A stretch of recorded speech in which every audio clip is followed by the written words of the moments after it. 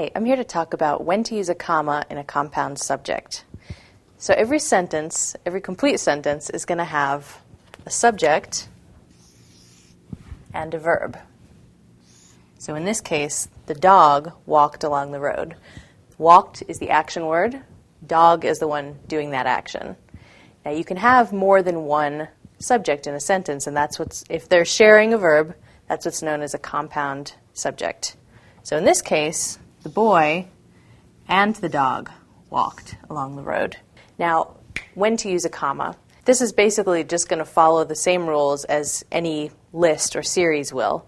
So if you have three or more, for example, Jane, Sue, and Pam sing in the choir. Sing is your verb, and all three of them do that. So you'll put the commas after Jane and Sue to separate those three items in the list, just as you would for any standard list.